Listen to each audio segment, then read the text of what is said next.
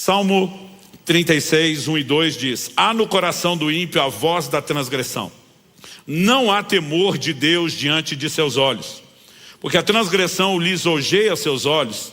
Ele diz que a sua iniquidade não há de ser descoberta, nem detestada. Quando o salmista, pelo Espírito de Deus, menciona a voz da transgressão, evidentemente ele está falando de algo externo, não é da própria pessoa, que quer induzi-la ao pecado.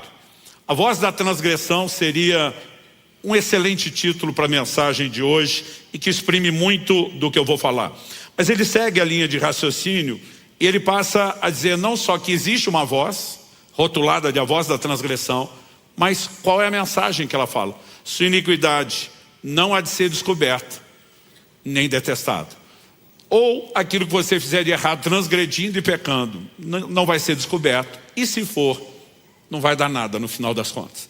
E por conta do ditado, não dá nada não, que nós já começamos a contrair, falar que nem os goianos e alguns mineiros, dá nada não, que primeiro afirma para negar depois, né? Eu, para efeito didático, acredito que essa frase vai ser mais lembrada. Vou usar como tema da minha mensagem hoje a expressão, não dá nada não. Mas o texto mostra que a razão pela qual a voz da transgressão tem lugar e consegue comunicar a mensagem de não haverá consequências é a ausência do temor de Deus. Então eu quero somar isso e construir com vocês aqui a exposição da mensagem em cima de 3 tópicos, serão 3 questionamentos. O primeiro é, de quem é essa voz da transgressão? O segundo, o que é que ela fala? Essa mensagem de inconsequência. E em terceiro, como silenciá-la? E aí sim, eu vou destacar a importância do temor de Deus. Então, eu quero conduzir você pela exposição bíblica dentro dessa linha de raciocínio. Então vamos começar pelo primeiro tópico. De quem é a voz da transgressão? Se há uma voz falando ao coração do ímpio, e nada sugere que seja ele conversando consigo mesmo, então nós estamos falando de uma terceira pessoa. Quem é que tem o poder de falar ao coração? Vamos por eliminatório. Primeira pessoa que fala ao coração, Deus. Hebreus capítulo 3, verso 7, citando o Antigo Testamento, e em referência ao que Deus fala, diz: se hoje ouvides a sua voz, não endureça o coração. Mas embora Deus fale ao coração, ele não seria contraditório de sugerir que alguém peque. Ele nos criou para a obediência. Nós somos chamados à obediência. E essa é a temática, né, que eu vou abordar um pouco mais no ano que vem aqui com vocês. E também, Tiago capítulo 1, verso 3 diz: ninguém, ao ser tentado, diga, sou tentado por Deus. Porque Deus não pode ser tentado pelo mal, e Ele mesmo não tenta ninguém. Então eliminamos. Não é o próprio ímpio conversando consigo, não é Deus falando ao coração dele, embora tenha esse poder. Quem sobra e que tem poder de falar ao coração e é um especialista nessa voz.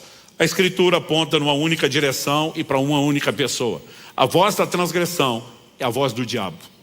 E nós precisamos reconhecer quem está falando. Porque muitas vezes a forma com que o engano é promovido, a gente não consegue discernir, né, que a voz procede do maligno. Que não é à toa que recebe na Escritura o rótulo de tentador. Então em Atos no capítulo 5, nós temos um episódio registrado que envolve um casal, Ananias e Safira. Eu vou ler do verso 3 ao 5 de Atos 5. Então Pedro disse a Ananias: porque você permitiu que Satanás enchesse o seu coração para que você mentisse ao Espírito Santo, retendo parte do valor do campo? Não é verdade que conservando a propriedade seria sua? E depois de vendida o dinheiro não estava em seu poder? Porque você decidiu fazer uma coisa dessas. Você não mentiu para os homens, mas para Deus. Ouvindo essas palavras, Ananias caiu morto. E sobreveio grande temor a todos os que souberam do que tinha acontecido. Por que a Bíblia registrou esse episódio? Nós não temos aqui um mero relato histórico envolvendo a vida de um casal ou a descrição de, né, eventos ocorridos na igreja no seu início. Romanos 15:4 diz que tudo quanto foi escrito, para nosso ensino foi escrito. Deus, na sua sabedoria, Ele consegue articulando todas essas situações que foram registradas para que elas sirvam de advertência para mim e para você. E nós precisamos saber que, como diz Gálatas 6:7, de Deus não se zomba, com Deus não se brinca. Então, O apóstolo Pedro, falando pelo Espírito de Deus, porque tudo aquilo estava no coração de Ananias, nada disso era público. Ele só poderia ter falado por revelação do Espírito Santo. Mas ele diz, porque Satanás encheu o seu coração. Deus havia começado um trabalho no coração de Ananias em relação a uma oferta. O diabo encontra lugar e consegue deturpar. E agora ele é reconhecido como a fonte que semeou aquela ideia, que falou ao coração de Ananias. Embora Ananias seja responsabilizado. Pedro pergunta, por que você decidiu fazer uma coisa dessa? Porque a voz da transgressão, ela sugere, mas ela não arrasta ninguém ao pecado. Ela tenta levar a pessoa à decisão fundamentada no engano. Mas quem decide ainda é responsável pela sua decisão. E essas advertências não estão na Escritura à toa. Como diz o dito popular dos nossos dias, o golpe está aí, cai quem quer. Nós somos advertidos e precisamos prestar atenção nisso. Então, se olharmos e reconhecermos, né, que quem está por trás da voz da transgressão é justamente aquele a quem não deveríamos dar espaço, acredito que o poder de vigilância ele pode ficar um pouco mais aguçado. O apóstolo Paulo diz, nossa guerra não é contra a carne e o sangue. Diferente dos israelitas do Antigo Testamento, que entravam em guerras e batalhas físicas, a Bíblia diz, a nossa luta é contra principados, é contra potestades, contra as hostes espirituais da maldade nas regiões celestiais. Nós estamos em guerra. Mas porque é uma guerra invisível no plano espiritual, muitas vezes nós estamos baixando a guarda e não estamos em alerta como se estivéssemos em guerra.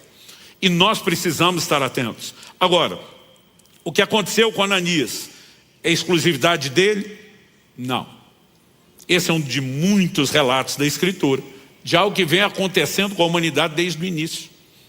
Daqui a pouco eu vou abordar o episódio envolvendo a queda inicial, o pecado original lá com Adão e Eva, mas é o que vem acontecendo desde o início. E o apóstolo Paulo escreve em 2 Coríntios, no capítulo 11, no verso 13, e ele diz o seguinte, eu temo que, assim como a serpente com a sua astúcia enganou Eva, assim também a mente de vocês seja corrompida e se afaste da simplicidade e pureza devidas a Cristo. O livro do Apocalipse se refere à antiga serpente lá do Éden como sendo Satanás. E a Bíblia nos mostra o receio de Paulo lidando numa conversa, né, por meio da epístola com a igreja inteira. E diz, eu temo que com vocês possa rolar o mesmo padrão de engano que a serpente conseguiu com Eva. Isso precisa nos fazer entender quem está por trás dessa voz é Satanás. Repito, não é à toa que ele é chamado de tentador. Mas eu quero lembrar, a tentação é uma sugestão, é uma proposta, é um estímulo. Depois de dizer em Tiago 1,13 que Deus não tenta ninguém, o verso seguinte, o 14, diz, cada um é tentado quando atraído e enganado pelo seu próprio desejo. Basicamente, o que te trola é o seu próprio desejo. Mas Satanás, enquanto tentador, ele explora isso. Então, nós não podemos olhar para a tentação e chamá-la ou classificá-la de sobrenatural, porque a tentação é natural. Aliás, o apóstolo Paulo escrevendo, né, aos Coríntios, ele também vai fazer essa declaração. Né? Ele diz, aquele que está em pé, cuide para que não caia. Na sequência ele diz, não vos sobreveio tentação que não fosse humana, natural. A tentação não é sobrenatural. E diz nenhuma delas. E diz, pelo contrário, Deus é fiel. E quando essa tentação que está no limite das forças, na sua capacidade de resistir vier, ele ainda vai te dar capacidade para não sucumbir diante dela. Então, se existe algo sobrenatural, quando o assunto é tentação, sobrenatural é o livramento, não a tentação. De vez em quando eu vejo gente questionando, mas Satanás é chamado de tentador e ele é sobrenatural. Eu digo, o tentador está do lado de fora, a tentação está do lado de dentro. O tentador é sobrenatural, a tentação é natural. O tentador, sobrenatural externo, não pode enfiar goela abaixo dentro de você um desejo que você não tem. O que ele pode é colocar o menu debaixo do seu nariz e provocar algo em você. Mas o diabo sempre tem um padrão de provocação e tentação que, se eu e você prestarmos atenção, a gente pode se prevenir, né? Inclusive o apóstolo Paulo diz em 2 Coríntios, no capítulo 2, no verso 11, para que Satanás não alcance vantagem sobre nós, pois não ignoramos quais são as intenções dele. Então, sabendo a forma, o modus operandi do diabo agir, e sabendo que a intenção dele não é o nosso melhor, né? O diabo não quer que você seja feliz, Ele sugere, né, que se aceitar o que ele propõe, você vai ser feliz, porque ele sabe que é a maneira de você cair no engodo.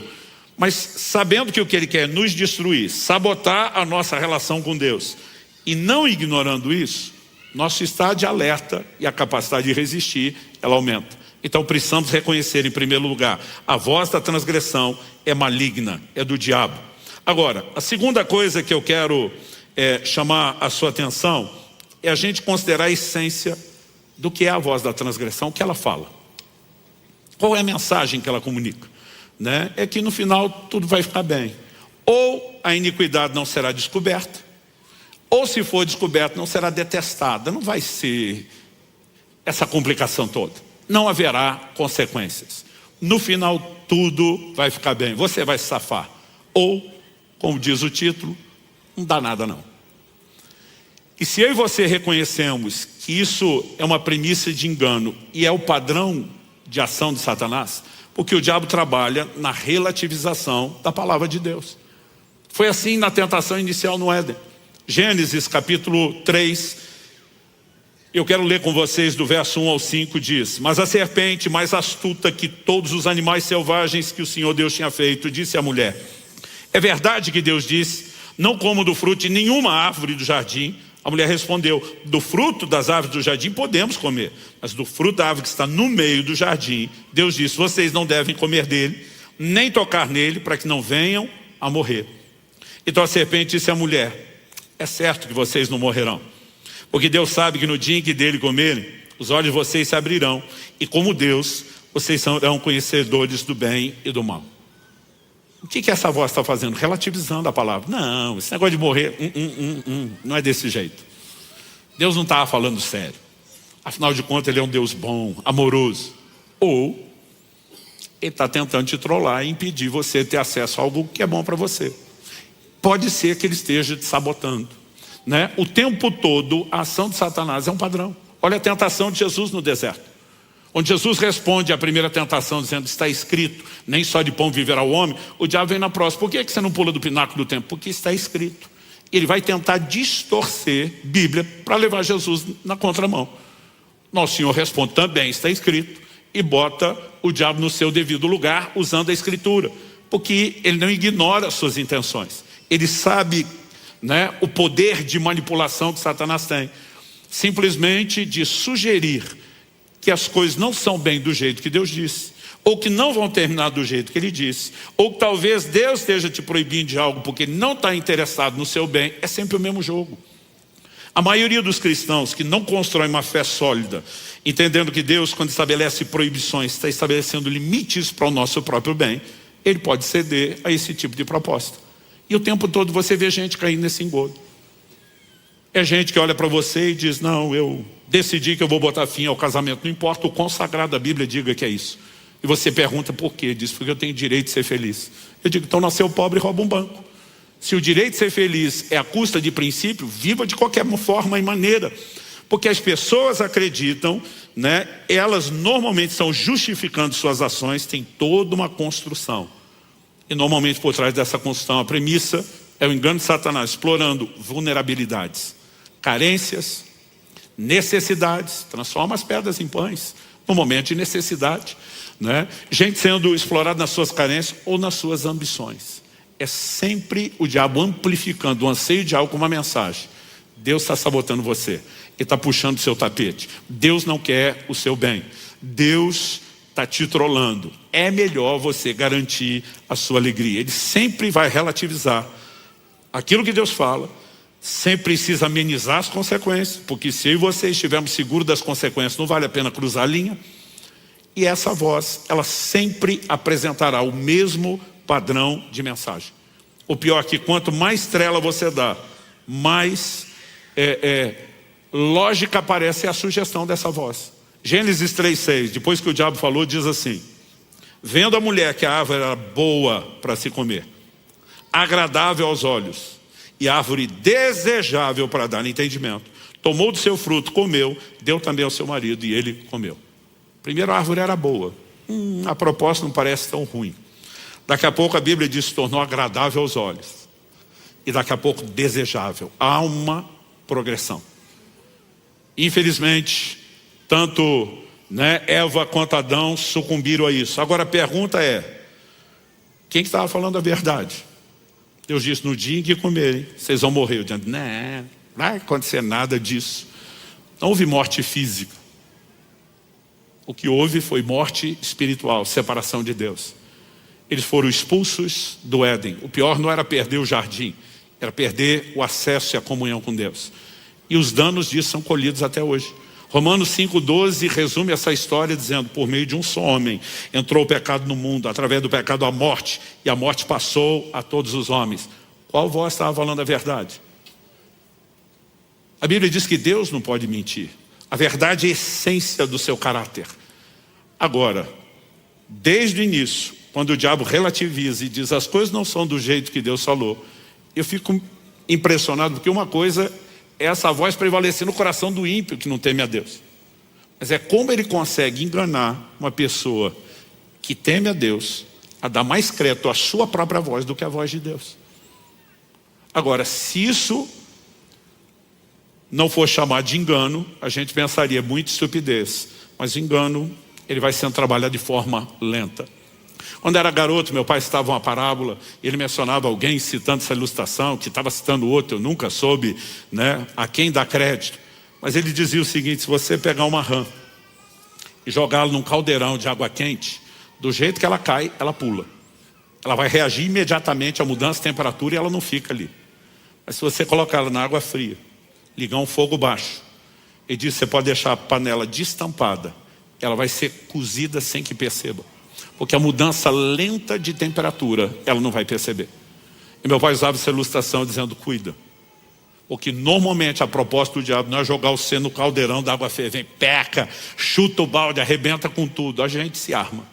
Mas quando aquilo vai mudando lentamente, num processo de engano, e essa voz, ela tem uma premissa. Ou a iniquidade não será descoberta, ou não será detestada. A pergunta é, não será descoberta? Você lê lá no livro de Números, não sabeis que o vosso pecado há de vos achar. Não será detestada, nós vamos perceber não apenas o quanto isso interfere na nossa relação com Deus, mas os danos que trazem. Então, ao olhar para as Escrituras, nós percebemos que a essência dessa mensagem é de que não haverá consequência. Mas a essência do que Deus falou é justamente o contrário, haverá consequência. E aí você olha para Ananias e Safira. Quando Ananias sustentou a mentira, ele caiu morto instantaneamente. Os jovens, porque a força de trabalho desde o início da igreja são jovens, foram enterrá-lo. Depois de todo o trabalho de cava, enterra e volta, a Bíblia diz 3 horas depois. Eu fico imaginando o tamanho dos cultos e reuniões na igreja do livro de Atos. E parece que desde o início da igreja as mulheres chegavam atrasadas. Estou brincando, gente, tem filho, casa para cuidar, não dá para ficar em reunião tão grande, não chega depois. Mas Safira chega depois, não está sabendo o que aconteceu. E Pedro pergunta, foi isso que vocês fizeram? Ela sustenta toda a história, a mentira, ela também é fulminada. Quando o jovem volta, mais um corpo para enterrar, levam de novo. O juízo se manifestou. E a Bíblia diz, sobreveio temor a todos. Daqui a pouco nós vamos entender a relação do juízo e do temor, mas desde o início, a mensagem bíblica é muito clara. O pecado não fica impune. O pecado sempre tem consequências. Me permita ler um outro texto. Carta dirigida a uma das 7 igrejas da Ásia no Apocalipse. Essa direcionada ao anjo da igreja em Tiatira. Versículos 20 a 23 do Apocalipse 2. Tenho, porém, contra você o fato de você tolerar que essa mulher, Jezabel, que se declara profetiza, não somente ensine, mas ainda seduza os meus servos a praticar a prostituição e a comer coisas sacrificadas aos ídolos. Dei-lhe tempo para que se arrependesse, porém ela não quer se arrepender da sua imoralidade. Eis que farei com que fique acamada, trarei grande tribulação aos que com ela adulteram, caso não se arrependam das obras que ela incita. Matarei seus filhos e todas as igrejas saberão que eu sou aquele que sonda mentes e corações e retribuirei a cada um de vocês segundo as suas obras. A pergunta é, o pecado fica impune? Não, pastor, mas é que no Antigo Testamento, normalmente eu digo, quando alguém começa a conversa, eu falei, eu não aguento mais ouvir essa bobagem. As pessoas pregam hoje em dia uma mensagem de conforto ao pecado dizendo, difícil era na época da lei. Agora Deus se converteu. Ele não é mais ranzinza. Ele não julga as pessoas. Ele não é mais o Deus controlado que saia matando todo mundo. Ele agora é a versão paz e amor. Gente, Deus é um ser imutável. Essas heresias, elas remontam ao início da história da igreja. Havia um camarada chamado Marcião que dizia que o Deus do Antigo Testamento era um, do Novo era outro. Pelo menos, mesmo cometendo essa insanidade de mudar um Deus para outro, ele foi mais coerente do que achar que o mesmo Deus mudaria tanto. Quando você olha para a revelação bíblica, não dá para você simplesmente fazer essa dicotomia que tentam fazer. O que nós percebemos de uma mudança clara de um ambiente para outro, não é a pessoa de Deus. É que aqui as pessoas não tinham capacidade de vencer o pecado. E na graça, Deus nos dá a capacidade de vencer o pecado.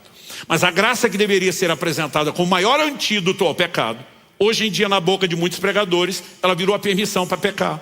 Ela virou uma parceria com a voz de Satanás. Não dá nada não. Gente, quando você olha o padrão de uma mensagem que está dizendo para as pessoas, se você está preocupado com o pecado, é porque não entendeu a graça, pode ter certeza que você encontrou um modus operandi revelado em toda a Bíblia. É o padrão de ação de Satanás, não é de Deus. Quando a pessoa peca, o Deus da graça, nós temos uma carta aqui dirigida a uma igreja de gentios convertidos que não tinham nada a ver com o período da lei do Antigo Testamento, é o próprio Jesus, a encarnação, a expressão e a revelação da graça, dizendo, eu estou dando tempo para arrepender. Você não quer arrepender? Eu vou para cima de tu. Eu acabo com a sua raça. Eu vou julgar você. E as igrejas vão saber que eu não estou de brincadeira e não tolero brincadeira. E daqui a pouco vou explicar a relação entre o juízo e o papel didático para outros. Porque quando Deus julga, Ele não está tratando só com o indivíduo. Ele está tratando com a coletividade. Quando você olha, é inegável o padrão de punição e de consequência de pecado. Você pode caminhar ao longo de toda a Escritura, todo o Novo Testamento. Todos os textos relacionados à graça mostram que o juízo não desapareceu. E as pessoas estão dizendo, não, se você entender que Deus é amor, o atributo do Deus que é amor não anula o atributo do Deus que é justo. Os atributos dele não são divergentes, não são concorrentes, são complementares. A partir do momento que para sustentar um atributo você tem que justificar outro, o que você tem é o padrão de engano e de relativização das Escrituras. E essa voz é de quem? Sempre de Satanás. Agora, qual é o problema de alguns? Deus diz assim, o Senhor Jesus diz, eu dei-lhe tempo para que ela se arrependesse. Deus nunca julga o pecado de imediato. No livro de Tiago nós lemos que a misericórdia triunfa do juízo. Antes de julgar, Deus sempre oferece misericórdia, oportunidade de arrependimento. Isso aqui é chamado de paciência ou longanimidade. As pessoas, porém, confundem longanimidade com impunidade. Porque não foi julgado de imediato, não apareceu um anjo com a espada desembainhada, não rolou nenhuma das 10 pragas do Egito, ou nada dos adventos do Apocalipse. E a pessoa pensa, não deu nada. E é onde começa a se acomodar, até que o juízo inevitavelmente se manifeste. Nós precisamos reconhecer quem está por trás da mensagem da inconsequência. No livro de Hebreus, no capítulo 12, nos versos 16 e 17, o curioso é que no Novo Testamento, a maior parte das aplicações práticas feitas para as pessoas que estão debaixo da graça, são extraídas do Antigo Testamento. Ele diz assim, Hebreus 12, versos 16 e 17, cuidem, de novo chamado ao cuidado, que o golpe está aí, cai quem quer. Cuidem para que não haja nenhum impuro ou profano como foi Esaú, o qual por um prato de comida vendeu seu direito de primogenitura. Vocês sabem que também posteriormente, querendo herdar a bênção, foi rejeitado, pois não achou lugar de arrependimento, embora com lágrimas o tivesse buscado. A Bíblia diz, cuida para que você não seja profano como Esaú foi. Primeira definição prática do que foi profano. Ele vende a promessa de Deus por um desejo imediato. O comentário dele, quando o seu irmão faz a proposta, eu entrego o prato de comida, você me deu o direito de primogenitura, ele falou, de que me adianta isso, eu vou morrer de fome. Gente, a pergunta, ele ia morrer mesmo se não comesse aquela refeição? Hoje em dia, as pessoas têm dificuldade de acreditar que o seu corpo suporta jejum prolongado, que nós temos um padrão de alimentação abundante. As pessoas comem o tempo todo, beliscam entre as refeições, imaginem que vão morrer de fome. A gente tem provado para muita gente, né, com uma mobilização hoje de um exército de pessoas que estão fazendo vários jejuns prolongados, que seu corpo aguenta e aguenta muito bem. Agora, Esaú era um caçador, gente, que não vivia no padrão de abundância alimentar que nós temos hoje. Então, momentos de colheita, de caça, se comia muito bem, mas havia intervalos, às vezes grandes, sem muita alimentação. Ele sabia na prática que não é bem assim. Mas algo está explorando as suas emoções. Ele está se deixando acreditar. Eu preciso de uma gratificação imediata. De que me adianta esse negócio que vai me abençoar o resto da vida e toda a eternidade. Eu quero ser feliz agora. Isso é inconsequência. Justifica essa alegria e gratificação momentânea, instantânea, que dura tão pouco e que traz algo tão amargo depois. O pior é que depois ele chora. Só que a Bíblia diz, não houve lugar de arrependimento. Porque o arrependimento é lamentar a essência do erro. Tem muita gente chorando só a consequência. Não, eu estou arrependido. Eu digo que está arrependido porque foi descoberto, porque foi pego, porque foi flagrado. Está arrependido da conta que vai pagar, mas não do que fez. Há uma diferença enorme entre uma coisa e outra. E a Bíblia está dizendo, cuidem, porque senão entre vocês, essa turma que deveria estar correndo pelo prêmio, vai ter gente agindo exatamente como Esaú agiu. O chamado a não ser inconsequente está lá o tempo todo. Agora a essência dessa voz, ela promove o padrão da inconsequência. Não dá nada não. No final dá tudo certo. E aí você precisamos entender, isso não anula o fato de que há misericórdia para quem se arrepende. Mas gente, o pecado, a definição da palavra pecado no hebraico, a língua predominante que foi escrito no Antigo Testamento, no grego, a língua em que foi escrito no Novo Testamento, da ideia de errar o alvo. Pecado é acidente na vida de quem o comete, ou deveria ser. E quando acontece o arrependimento, o desespero pelo conserto deveria ser imediato. Agora, quem cede à voz da transgressão pode pecar, porque depois você garante, ele já blindou o coração contra o arrependimento. Ele já sabotou o que nós vamos falar agora na sequência, que é a única coisa que tem o poder de silenciar a voz da transgressão, que é o temor de Deus. Porque a partir do momento que não há temor nenhum, dizendo eu peco e depois resolvo, nós temos um padrão comportamental, né, que impede o elemento essencial à restauração. Dei-lhe tempo para que se arrependesse. Não quer arrepender. O outro chorou, mas não houve lugar de arrependimento. Né? Porque de alguma forma o diabo conseguiu não só vender o engano, mas já blindar o coração ao único elemento favorável à restauração. Terceira pergunta. O primeiro questionamento é de quem é a voz da transgressão? Respondemos do diabo. O que a voz da transgressão fala? Não dá nada não. Isso segue sendo mentira. Terceiro tópico é um terceiro questionamento. Como silenciar essa voz? Nós vimos no texto inicial, Salmo 36:1, que a falta de temor conduz ao pecado. O texto diz, não há temor de Deus diante dos seus olhos, para aquele ímpio, cuja voz da transgressão tem lugar no seu coração. Né? Não há temor de Deus. Então, a falta de temor conduz ao pecado. Por outro lado, a mesma Bíblia sustenta que o temor de Deus ajuda a evitar o pecado. Ao que Deus, por meio de Moisés, diz à nação de Israel, Êxodo 20:20. Moisés respondeu ao povo, não tenham medo. Deus veio para provar vocês e para que o seu temor esteja diante de vocês, a fim de que não pequem. Duas coisas que Moisés fez. Primeiro, ele distinguiu medo de temor. E diz, não tenham medo. Mas Deus queria o temor dele diante de vocês. Então, nós precisamos entender que, embora sejam parecidos, eles têm alguns elementos que os distinguem. Medo é o que você deveria sentir diante de uma cascavel ou de um pitbull, com aquela consciência, que é me fazer mal. O temor é uma reverência e um respeito profundo a quem quer o nosso bem. Deus diz à nação de Israel, no auge da apostasia, eu é que sei os pensamentos que eu tenho a respeito de vós. Por meio de Jeremias ele diz, são planos de bem, não de mal, para vos dar um futuro e uma esperança. Deus está dizendo, mesmo agora, quando vocês esculhambaram as coisas como nunca, me ofenderam como nunca, pecaram como nunca, o que eu quero é o melhor de vocês. Agora Deus diz, inevitavelmente eu vou julgá-los, mas ainda há chance de arrependimento. Então, o temor é você reconhecer que é um Deus que em primeiro lugar te ama, que é o seu bem, mas que para o seu próprio bem jamais deixará o pecado impune. E esse equilíbrio de conseguir encontrar o lugar do temor, né, na prática da relação com Deus da vida cristã é importantíssimo. Provérbios 8:3 diz, o temor do Senhor consiste em odiar o mal. Não é dar as mãos, não é fazer as pazes, não é ser complacente. Provérbios 16:6 diz, pelo temor do Senhor se evita o mal. Você pode repetir esse versículo comigo? Diga, pelo temor do Senhor se evita o mal. Então, o que eu e você precisamos entender? A falta de temor conduz ao pecado. A presença do temor previne, evita o pecado. Então o temor de Deus sendo cultivado na nossa vida é essencial. E ele tem o poder de silenciar a voz da transgressão. Agora, por que há temor? Porque o pecado tem consequências. E Deus disse que as consequências vão se manifestar.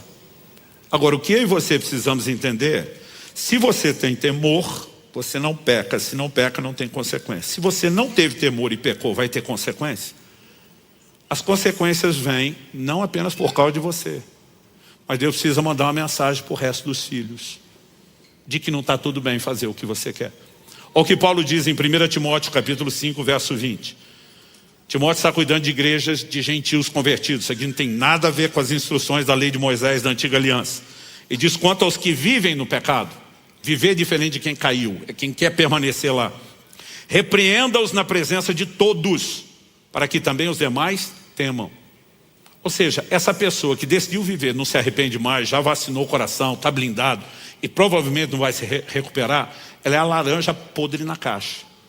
Ela é aquela voz prática que o diabo está usando para dizer para os outros: dá nada não, olha fulano. E diz: repreende na frente de todo mundo para que os demais temam. Se aquele não vai temer, Deus está dizendo: use pelo menos esse como exemplo para que os outros tenham temor. Consegue imaginar o desconforto de um culto? Fulano, fique de pé. Você é um sem vergonha, que só está envergonhando o evangelho de Jesus, que não honra a palavra de Deus, que vem sendo corrigido e não se arrepende. A mão de Deus em algum momento vai cobrar a sua falta de arrependimento. E o que você está achando que é impunidade, é longanimidade, vai terminar. Pode sentar, nós vamos continuar o culto. Agora, gente, nós não estamos falando de algo que era meramente cultural. Nós estamos falando de Bíblia. Evidentemente não se chega a uma repreensão pública sem começar de outros níveis. Jesus em Mateus 18 disse: se o teu irmão pecar, repreende você e ele. Se ele te ouvir, ganhou o seu irmão. Porque o propósito da repreensão não é levar as consequências finais, é produzir recuperação. Agora, se não ouvir, vai com testemunha. Não ouviu com testemunha, se ouvir, ganhou o irmão. Leva para a igreja. Não ouviu a repreensão pública, desliga. Em 19 anos de igreja, nós tivemos, acho que apenas 2 situações e onde não trouxemos diante de toda a igreja, a não ser uma delas. Nós reunimos simbolicamente liderança numa segunda situação e não chegamos ao estágio final. Mas isso é parte da orientação bíblica. Para quê? Para que os outros temam. Agora, o próprio texto de Atos 5 que nós lemos: sobreveio grande temor aos que souberam do que tinha acontecido. Quando viram a notícia, o Ananias brincou com Deus, foi fulminado. A mulher insistiu nisso, foi fulminada. Todo mundo diz: ninguém é louco mais de mentir. Deus estava usando aquilo para o bem dos outros, quando já não podia mais recuperar aqueles. Qual é a intenção? Qual é a proposta? É guardar o coração dos demais. Deus ama todo mundo, o que está sendo julgado e os demais. E diz: se você não aceita o único socorro que eu te ofereço, eu vou te usar de exemplo para que pelo menos eu não perca os demais como estou perdendo você. Quem está entendendo? Agora, o temor, diferente do que muita gente está ensinando e pregando. É por isso faz anos que a gente está falando de uma graça que transforma, não que concorda com o pecado. Essa é a razão pela qual agora publicamos um material, estão fazendo um barulho, que é o livro da hipergraça. Porque as pessoas estão tentando dizer que no Novo Testamento não tem juízo. Aí você olha para Ananias e Safira e diz: aquilo foi o quê? Uma carícia de Deus, se não era juízo? Quando ele fala para essa mulher que ele rotula como Jezabel e diz: eu vou te botar de cama, eu vou matar os seus filhos, eu vou para cima de quem adultera com você. Se isso não é juízo, é o quê? É outra carícia. Eu lembro que a pessoa que um dia me abordou e falou: não tem juízo na antiga aliança. Eu falei: olha isso aqui, Hebreus capítulo 10, verso 28. Morre pelo depoimento de 2 ou 3 testemunhas quem tiver quebrado a lei de Moisés, sem misericórdia. Tinha juízo na lei, sim, e o juiz era classificado sem misericórdia. Verso seguinte, 29. De quanto maior castigo julgais vós, será considerado merecedor aquele que calcou os pés ao Filho de Deus, profanou o sangue da aliança com o qual foi santificado e ultrajou o Espírito da graça.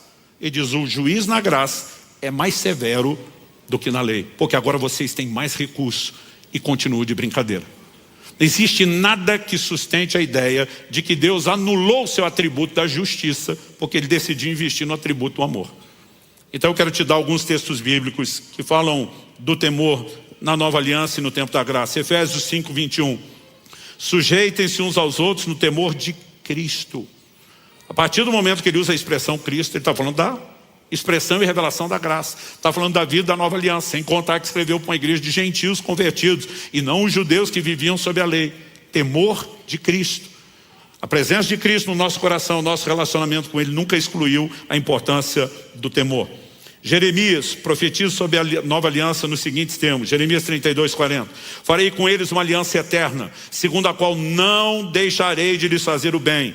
Porei o meu temor no coração deles, para que nunca se afastem de mim.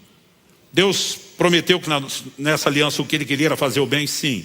Mas para que não se afaste de mim, porque eu vou ter que julgar e fazer o mal, eu preciso que o temor esteja no coração deles. O temor segue sendo a balança, a prevenção, o remédio, o balizador. Atos capítulo 2, verso 43. Em cada alma havia temor, e muitos prodígios e sinais eram feitos por meio dos apóstolos.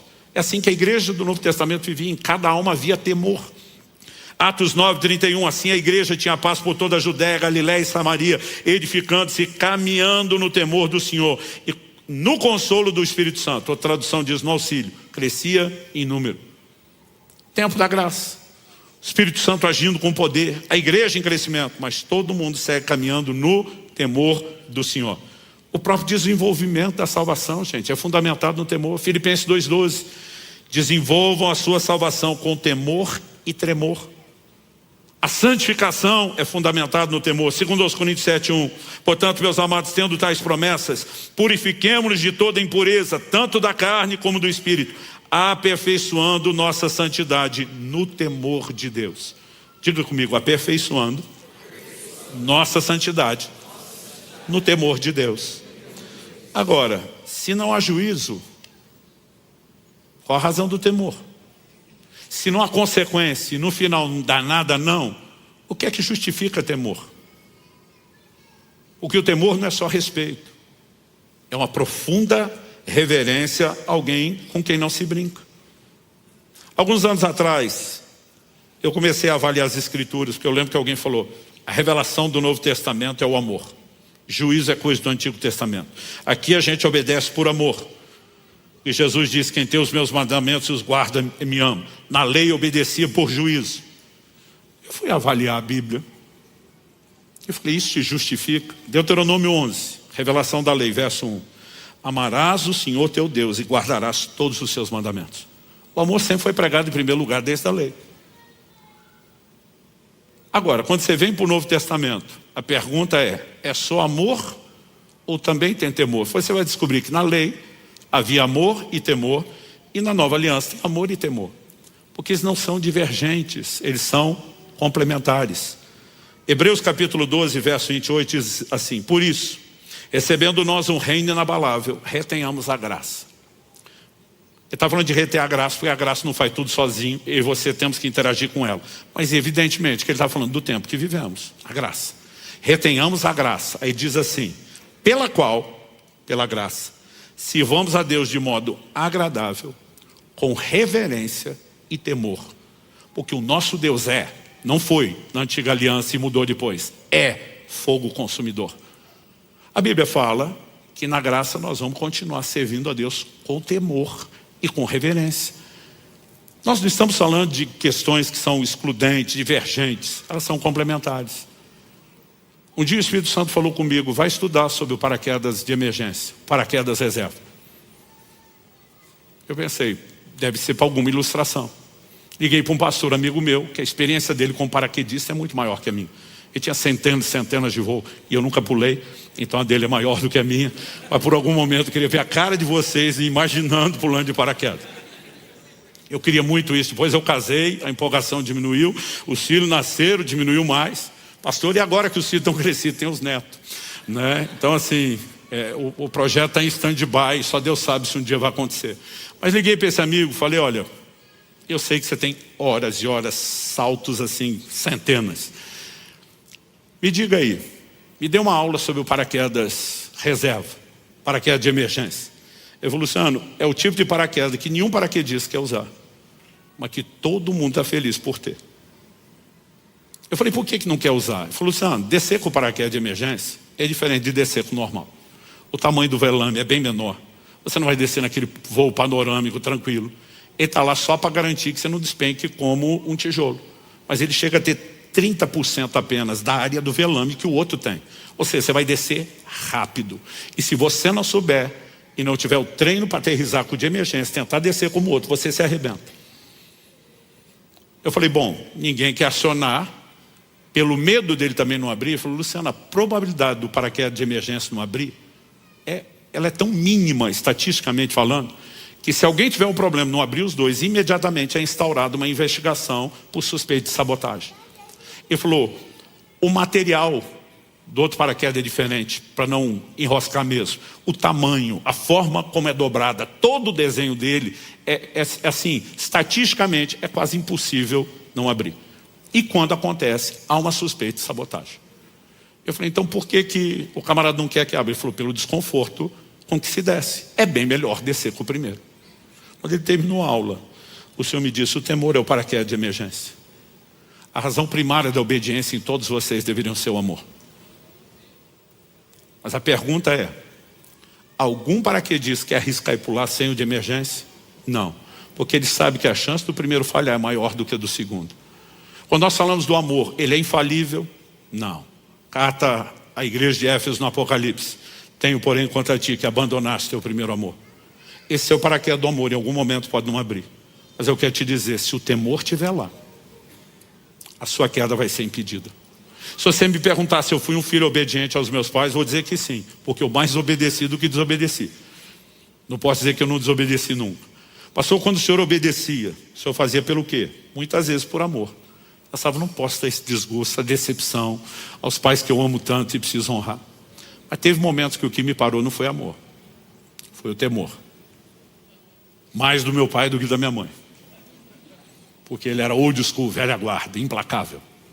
E muitas vezes eu pensava, não vai valer mesmo a pena, porque as consequências são inegociáveis. O que fomenta a prática do pecado é a inconsequência. Quando você consegue ser consequente, e mesmo que seja por temor e não por amor, você está preservando uma relação de amor. E nós precisamos parar dessa besteira de tentar dizer que não há lugar para o temor, porque eu quero te garantir, né? A Escritura apresenta isso com clareza. E o temor no meu e no seu coração sempre será uma proteção. Embora é melhor você não precisar usar o paraquedas de emergência. O que Jesus disse de fato, aquele que tem os meus mandamentos e os guarda, esse é o que me ama. Assim como já na lei dizia, amarás o Senhor teu Deus e guardarás os seus mandamentos. Mas amor e temor, eles vão gerar uma combinação perfeita que vai nos proteger dessa queda. E garantir que eu e você terminamos essa corrida e que a gente corra para vencer, para ganhar. Quem está entendendo, diga amém. Então, recapitulando, de quem é a voz da transgressão? É do Satanás, é do cão, é do diabo. Se eu e você não pararmos para lembrar isso, sempre vai parecer qualquer outra coisa, menos a essência maligna que realmente é. Qual a essência, o modus operandi dessa voz? Não importa os relatos bíblicos ou na nossa experiência. Sua iniquidade não será descoberta ou não vai ser detestada. Não é tão complicado, não vai dar tão ruim no final. É a voz que diz, dá nada não. Mas eu e você precisamos, como Paulo dizer, para que o diabo não alcance vantagem sobre nós, porque não ignoramos as suas maquinações.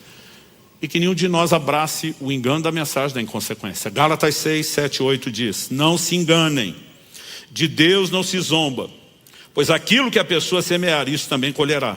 Quem semeia para a sua própria carne, da carne colherá corrupção. Mas quem semeia para o Espírito, do Espírito colherá vida eterna. O que nós temos aqui, gente, não é uma exaltação ao padrão da lei da antiga aliança. Aliás, os gálatas estavam sucumbindo à influência dos judaizantes, que queriam amarrar o pé deles, né, na revelação da lei, não da graça. Toda a epístola de Paulo às Gálatas é para mostrar o contrário. Mas ele está dizendo, mesmo na graça, semeadura e ceifa, se planta, se colhe. E ele diz, ninguém se engane, porque qualquer coisa que leva a uma conclusão diferente disso é engano. Enganador na Bíblia é Satanás.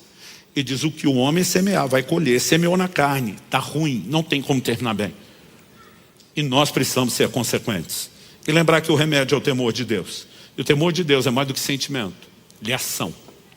Salmo 111, 10 diz, o temor do Senhor é o princípio da sabedoria. revelam prudência a todos os que o praticam. Essa frase traduzida pratica é um verbo no hebraico que significa fazer, realizar, executar. E ele só serve para ação. Então, o que nós estamos falando é de estilo de vida, de conduta. Quando a mulher de Potifar estava dando em cima de José lá no Egito, Gênesis 39, 9, diz que ele explica para ela: seu marido me colocou como governante de tudo na casa dele e não me vedou coisa alguma, a não ser a senhora. Provavelmente já sabia o tipo de mulher que tinha. Agora José só poderia dizer: eu não posso cometer essa deslealdade contra ele. Esse foi o argumento de José. Gênesis 39, 9, ele termina perguntando para ela: como, pois, cometeria eu tamanha maldade e pecaria contra Deus? E diz aqui: tem temor de Deus, dona. Ele não está dizendo a senhora não faz meu tipo. Provavelmente, para ter que lembrar de Deus e ganhar essa, ele deve ter sido atraído e tentado. Mas ele está sendo consequente. Ele está dizendo: eu temo a Deus. Eu não vendo o direito de primogenitura por um prato de lentilha. Eu prefiro gratificação eterna. Eu prefiro andar no lugar de honra em Deus. Deus não fez nada contra mim. Não há carência, não há necessidade, não há ambição que justifique eu entrar em colisão com o único que me amou, cuidou de mim, tem me sustentado, tem promessas para cumprir na minha vida. Isso é um padrão nas Escrituras. O temor de Deus vai guardar os nossos corações. Então que a gente possa tomar essa advertência, para que a gente não seja seduzido a parar essa corrida, a desviar dela, ou ter no final corrido em vão, usando a analogia da mensagem do domingo passado. Você recebe essa palavra em nome de Jesus? Eu gostaria que, sentado mesmo por enquanto, você fechasse seus olhos. Nós vamos orar. Pai, nós somos gratos porque o Senhor, no seu amor e bondade, nos adverte por vários motivos. Em primeiro lugar, para que o mal e o pecado sejam evitados. E segundo, para quando cometidos haja arrependimento imediato. E terceiro, mesmo quando não é imediato, ainda os anúncios de juízo que nos permitem ter mais oportunidade. E mesmo quando finalmente o Senhor julga, há sempre uma intenção, não só de recuperar a pessoa em algum nível, mas de que isso sirva como um alerta para todos os demais que o Senhor ama. Portanto, nós queremos, mesmo cultivando o temor do Senhor, exaltar tua bondade. Lembrar que o Senhor é aquele que tem dito: eu é que sei os pensamentos que tenho acerca de vós. São planos de bem e não de mal, para vos dar um futuro e uma esperança. Mas Deus, nós oramos que nenhum de nós sucumba às propostas de engano, que exploram necessidades, ambições e carências da nossa alma, da nossa carne. Pai, nós oramos que a advertência bíblica de cuidado encontre lugar em nós. Que haja vigilância, que haja atenção, para que nenhum de nós sucumba ao longo da caminhada. E que essa voz, a voz da transgressão, a voz do diabo que sugere que no final está tudo bem, que ela não encontre lugar de engano, que ela seja abafada pelo temor de Deus nos nossos corações. E esse, por sua vez, nós oramos, seja cultivado, sem a necessidade de excluir o que vem em primeiro lugar, o amor pelo Senhor. Ajuda-nos a equilibrar essas coisas no entendimento claro e prático, que nos leve a uma vida que te honre e que nos permita não apenas terminar a corrida, mas correr para ganhar. Nós oramos em nome de Jesus. Se você crê e concorda, diga amém. Glória a Deus. Vamos passar ao ministério da palavra e eu estou empolgado para repartir com vocês algo específico da parte de Deus. E eu quero convidar você a abrir sua Bíblia na primeira carta de Paulo aos Coríntios, no capítulo 9, e nós vamos ler do verso 24 ao 27. Eu vou ler na Nova Almeida atualizada. 1 aos Coríntios, capítulo 9, de 24 a 27. O texto sagrado diz: vocês não sabem que os que correm no estádio, todos, na verdade, correm, mas um só leva o prêmio. Corram de tal maneira que ganhem o prêmio. Eu vou pedir a gentileza você repetir isso comigo. Diga: corram de tal maneira que ganhem o prêmio. Só mais uma vez: corram de tal maneira que ganhem o prêmio. Ele segue no verso 25 dizendo: todo atleta em tudo se domina.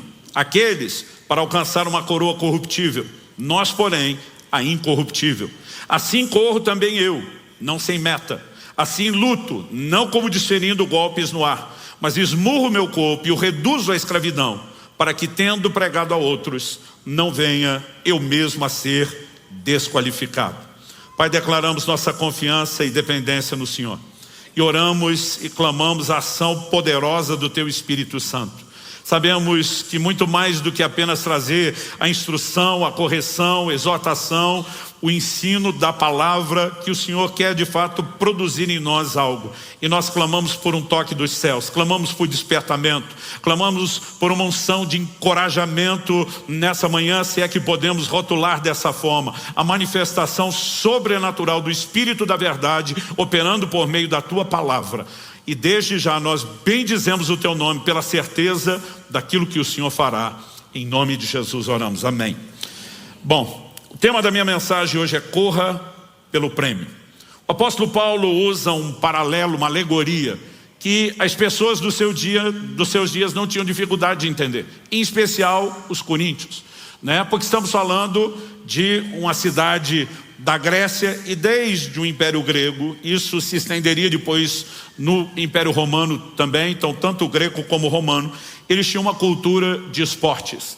Eu fiquei impressionado estudando isso de forma detalhada, minuciosa, né, com o nível de dedicação dos atletas.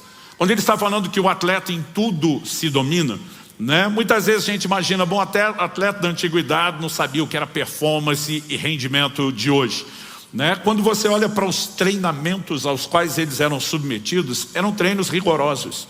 Era muito difícil uma cidade expressiva da Grécia que não tivesse um estádio, um lugar de competição onde aconteciam não apenas as lutas, não apenas aquelas 5, né, competições esportivas principais, entre elas a corrida, mas haviam outras práticas que também eram muito bem fomentadas.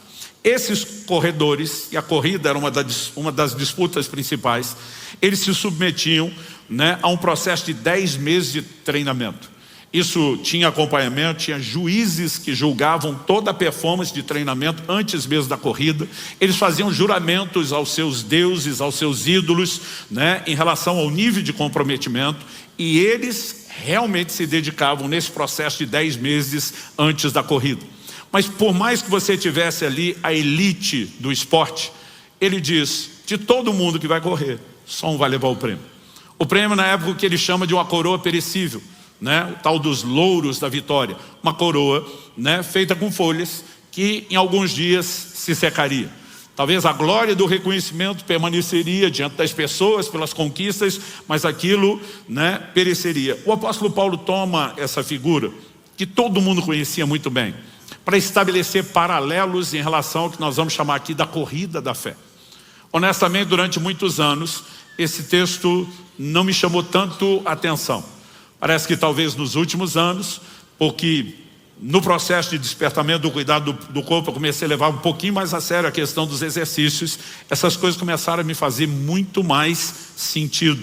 E hoje eu venho com a convicção de que mais do que tomar uma porção da Escritura que deve ser ensinado, né, nós estamos debaixo de um momento onde Deus quer de fato mexer com a gente, chacoalhar as nossas estruturas interiores. E eu quero fazer isso a partir dessa analogia construída pelo apóstolo Paulo. Ele usou essa alegoria da corrida para se referir à fé em outras epístolas. Escrevendo aos Gálatas, ele diz no capítulo 5 e no verso 7, vocês iam correndo bem. Quem foi que os impediu de continuar a obedecer à verdade? Né? Ele usa a expressão correr bem para falar de um desempenho, mas quando fala de não estarem obedecendo à verdade, andando na palavra como deveriam, ele trata disso como um mau desempenho na corrida. Escrevendo aos Filipenses, o apóstolo diz assim, no dia de Cristo, poderei me gloriar de que não corri em vão, nem me esforcei inutilmente. Né? Nós teremos outros textos, como a Epístola aos Hebreus, que daqui a pouco eu vou citar aqui, que vão apresentando essa analogia da corrida. Né? Talvez pela compreensão de entendimento, era fácil destacar os paralelos, e isso foi muito usado. E o que eu quero apresentar para você nessa mensagem hoje, cujo tema é Corra pelo Prêmio, são 3 enfoques dessa ilustração bíblica importantíssimos para que você possamos entender aquilo que é esperado de nós. Em primeiro lugar, eu quero falar da importância do empenho, né, que o atleta tinha, e o paralelo no plano espiritual. A importância do empenho vai ser o meu primeiro tópico, e a ideia é falar sobre o nível de dedicação que eu e você precisamos praticar. Segundo lugar, eu quero falar da necessidade de disciplina.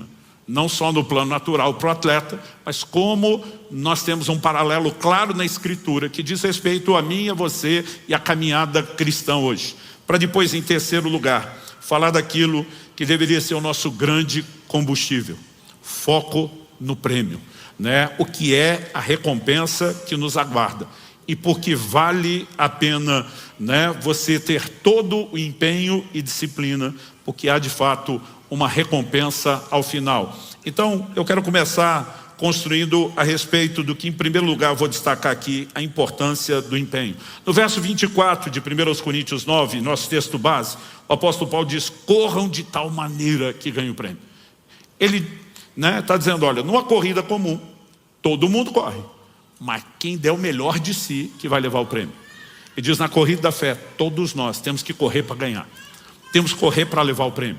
A diferença entre a corrida natural e a da fé é que na natural os atletas estão disputando entre si. Na corrida da fé, nós não estamos competindo com outros. Porque na verdade nós queremos que todo mundo ganhe. Com quem que estamos competindo? Com nós mesmos. No verso 26 o apóstolo Paulo diz, assim corro eu, não sem meta. Assim luto. Ele pega a alegoria de um outro esporte. Acredite, muitas vezes a gente pensou na luta greco-romana, né? Aquela que hoje, né, é muito próxima do que vão chamar de wrestling. Agora, eles foram os precursores mundiais do boxe, né? O que nós temos hoje, a luta de mão com punhos, com luvas. Eles faziam isso com camadas de couro, eles lutavam. O apóstolo Paulo vai dizer, assim luto eu, não desferindo golpes no ar. Os comentaristas ficam divergindo da possibilidade. Se desferir golpe do ar, fala só do momento de treinamento, né? Eles tinham uma expressão de dizer que o atleta tinha que ficar lutando com a sombra antes de lutar com o seu verdadeiro oponente. Ou se está falando da capacidade de esquiva, né? Estava lendo materiais da literatura antiga, desde de filósofos gregos até mesmo dos pais da igreja, e eles usavam muito esses exemplos. Né? E tem um que descreve de forma vívida um camarada que dá um soco que parecia ser tão certeiro, mas a rapidez da esquiva fez com que ele classificasse aquilo um golpe no ar. Paulo está dizendo, eu não corro sem meta, eu corro para ganhar. Eu não luto para dar golpe no ar. Mas aí no verso 27, você vê que ele encerra com a seguinte declaração. Ele diz, eu esmurro o meu corpo e o reduzo à escravidão, para que, tendo pregado a outros, não venha eu mesmo ser desqualificado. Quando Paulo fala de esmurrar o corpo, ele não está falando de algo literal. Ele não está falando de autoflagelo, né? Algo que a igreja ao longo dos séculos passou a praticar, como se o corpo tivesse a ser punido. Mas ele está falando de uma guerra contra a carne, contra a inclinação ao pecado. Então, assim como nessa luta, nós não estamos combatendo com outros oponentes, e sim contra a nossa própria carne. Nessa corrida, a grande disputa não é com os irmãos da fé. A nossa disputa é para que o vencedor seja não a carne, mas o Espírito. Paulo diz, se eu pregar a outros, não adianta eu conhecer a verdade, ter começado bem, e eu mesmo for desqualificado.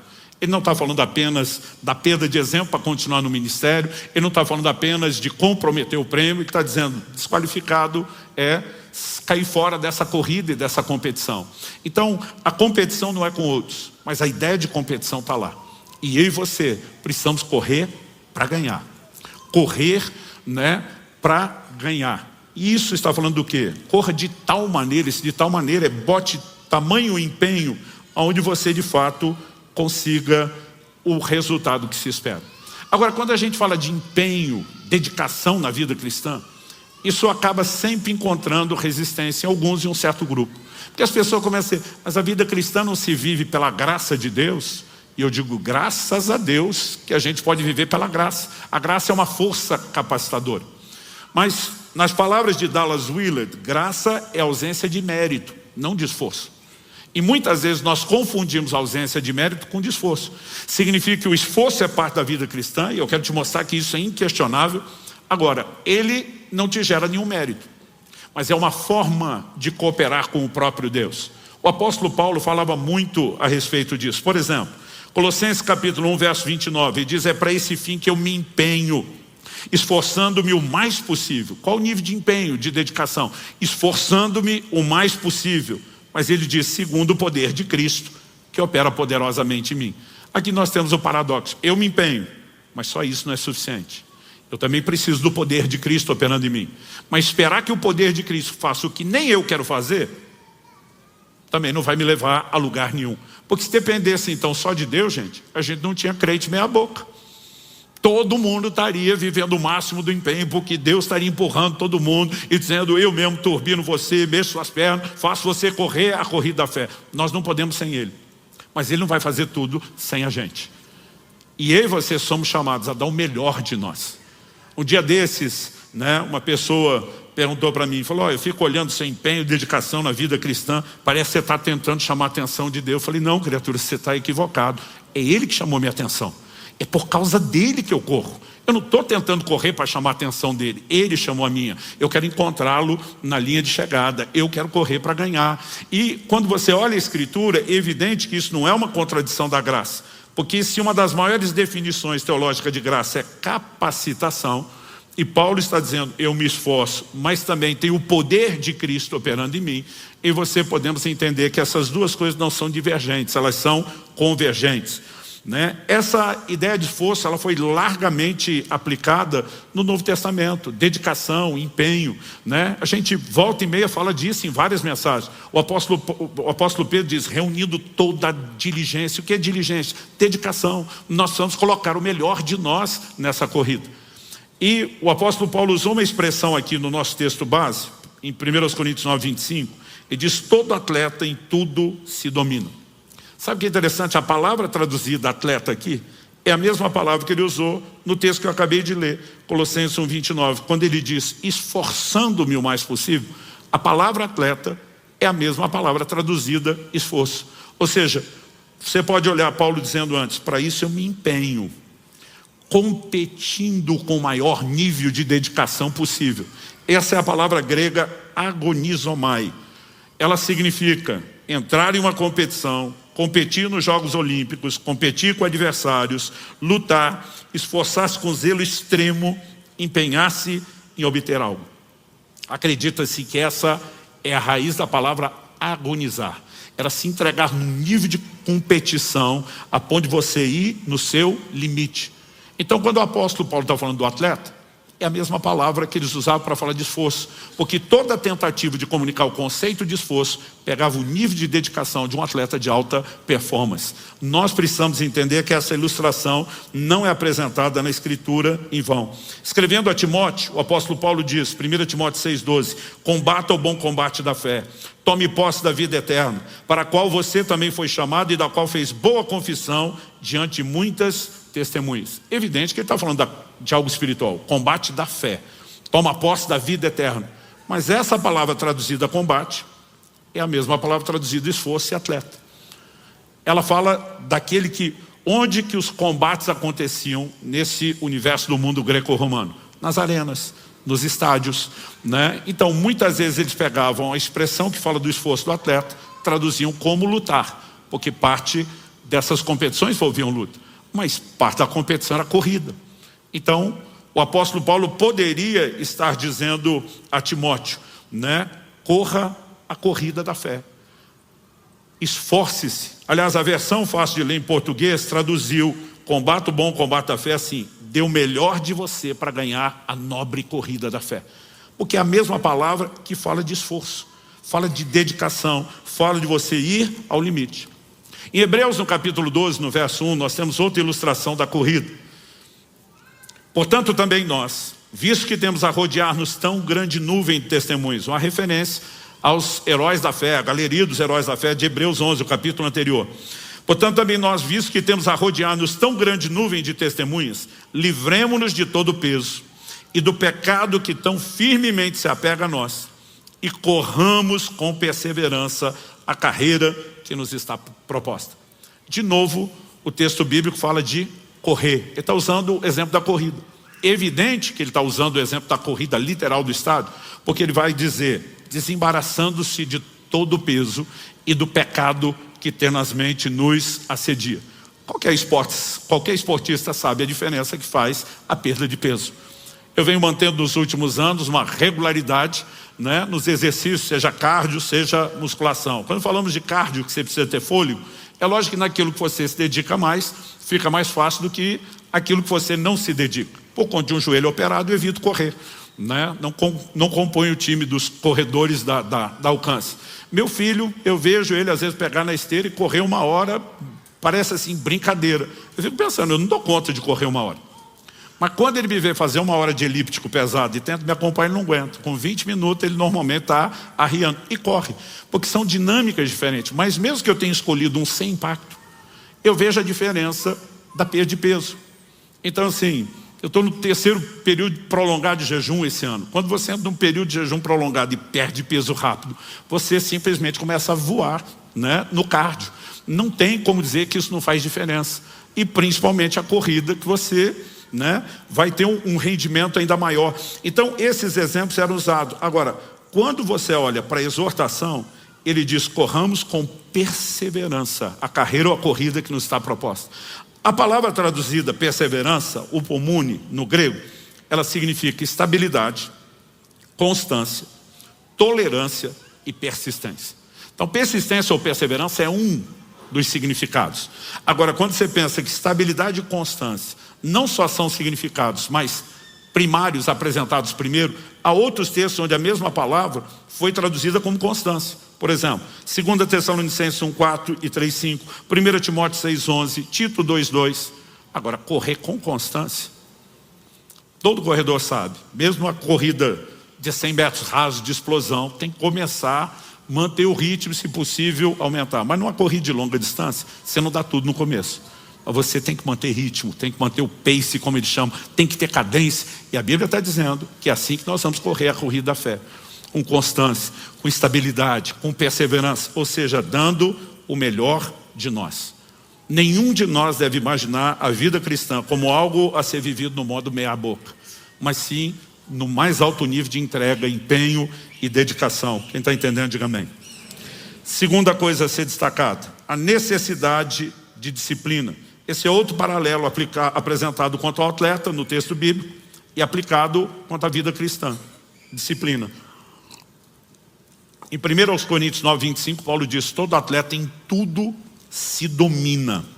A palavra grega traduzida se domina, ela significa controlar-se, ser continente, exibir autodomínio, conduzir-se temperadamente. Metaforicamente falando, trata-se da imagem derivada de atletas, que ao preparar-se para os jogos, abstêm-se de comida prejudicial à saúde, vinho e indulgência sexual.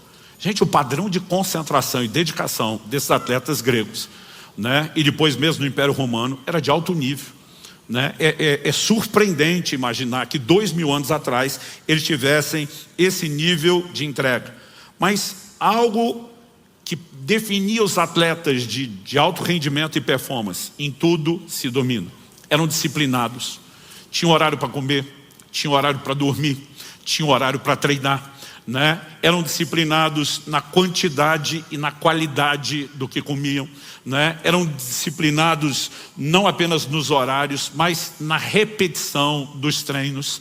Eles sabiam, né, esse período de 10 meses ao longo de observação era algo que eles percebiam que poderia levar o atleta a um alto nível de rendimento, mas se não houvesse essa disciplina no processo, ele não estaria entre a elite dos corredores ou dos esportistas. E isso tem um paralelo para a vida espiritual. Aliás, nós podemos dizer que o cerne da doutrina da santificação, e eu e você que já entramos pela porta, estamos caminhando para alcançar o alvo. Estamos hoje num período que a gente define na teologia como o caminho. Entre a porta, a experiência da conversão, e o alvo, a linha de chegada, que nós temos é o caminho. E o caminho da ideia de progressão. No caminho nós vivemos a santificação progressiva. E o cerne da doutrina da santificação se resume a um elemento: domínio próprio, mortificação da carne. Ou seja, nós precisamos entender que apesar de você ter a menção lá no livro de Gálatas, né, no contraste das obras da carne e o fruto do Espírito, uma das características do Espírito, né, do fruto do Espírito é o domínio próprio. Nós precisamos entender que o domínio é o cerne de tudo. E domínio próprio é algo que se pratica, é algo que se exercita. Ninguém fica bom em nada sem treino, gente.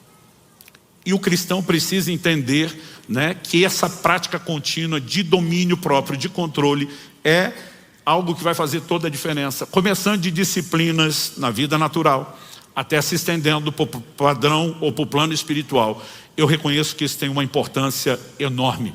E nós precisamos de disciplinas. As disciplinas espirituais, devocional, vida de oração, leitura na palavra, jejum, né? O poder da abstinência na vida cristã, ele precisa ser melhor entendido.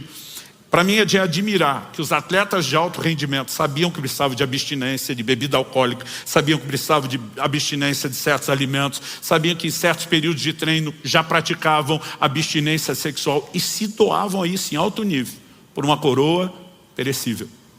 Por que é que nós, que estamos de olho na coroa eterna, na grande recompensa, vamos simplesmente ser negligentes em relação ao entendimento dessa prática? Algo que eu tenho percebido, né, é que os cristãos que exercem o princípio da abstinência, o jejum em todos os seus formatos, possibilidades, práticas, é um exercício importante e necessário, né? Controle, domínio de si é algo que nós temos que exercitar e praticar. Eu me lembro de uma ocasião que eu e Kelly estávamos com outro casal de pastores numa outra cidade que estávamos à mesa comendo. E eu observo que um dos dois do lado de lá repetiu alguma vez, repetiu a segunda, na terceira eu não aguentei. Eu falei, olha, você me conhece. Você sabe que eu durante muito tempo achei que quando Jesus mandou os discípulos pregar, ele fala, comei de tudo puser diante de vós. Eu achava que ele mandou comer tudo. Demorou para entender, comer tudo é quantidade, de tudo é diversidade, né? E eu falei, eu acho que eu tenho autoridade para te falar isso pela mudança que eu vivi. Não há motivo para você continuar repetindo isso.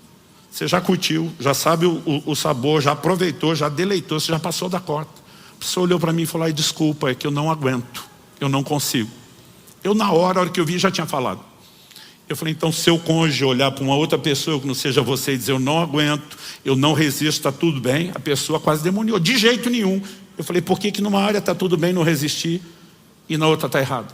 Falei, essa relativização é um trem de sabotagem. Nós precisamos entender que domínio próprio é algo que se exerce de forma contínua em todas as áreas. E na vida cristã, gente, nós temos que dar mais atenção a isso. Quem está entendendo, diga amém. Mas nós também temos aqui a questão das disciplinas, não só do controle, mas das disciplinas. E há paralelos entre as disciplinas naturais do atleta e as espirituais. Por exemplo, um atleta sabe que precisa de alimentação. Esses dias eu estava falando com um atleta de alto rendimento. Eu fiquei impressionado com o tanto que a criatura come. Aliás, eu li uma matéria esportiva, anos atrás, quando nas Olimpíadas, uma atrás da outra, aquele nadador americano Phelps era um colecionador de medalhas. Eu li uma reportagem de que a ingestão calórica dele por dia era de 8 a 13 mil calorias. Você tem noção do que é isso? A maioria de nós comendo 2.000 está engordando. 8 a 13 mil. Né? Agora, o cara era uma usina de queima de energia, porque nadava de 6 a 8 horas por dia.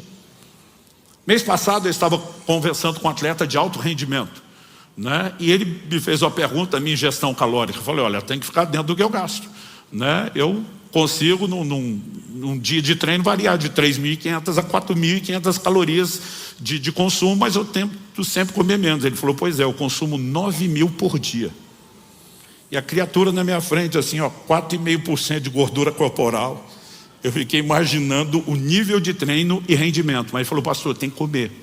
Porque não pode comer errado, não pode comer fora de hora. Mas a comida boa, saudável, tem que comer. Ele falou assim, eu sou médico e tenho especializações em algumas dessas áreas. Ele falou, eu só vou para a suplementação no que está praticamente impossível. Eu resolvo isso com alimentação. Mas ele falou assim, tem que ter dedicação. Ele falou, e tem que espalhar isso várias vezes no dia, porque ninguém vai conseguir comer 9.000 calorias em 2 refeições. Eu comecei a pensar, se a gente tivesse esse nível de entendimento, que na vida espiritual nós também precisamos de muita comida boa. Em Mateus 4,4, Jesus, estando em Deuteronômio, diz, nem só de pão viverá o homem, mas de toda palavra que sai da boca de Deus. Em 1 Timóteo 4,6, Paulo diz, você será nutrido pelas palavras de fé. Gente, a palavra de Deus não é uma mera informação que eu e você precisamos ter para orientar credo ou comportamento. Ela é alimento, ela é combustível para a sua vida espiritual. Só que tem muito crente que não vai conseguir correr a corrida da fé, porque está raquítico, está desnutrido. E o que mais falta é vitamina B, Bíblia, né? Nós precisamos comer mais a palavra. Quem está entendendo, diga amém. nas disciplinas eles tinham controle de peso.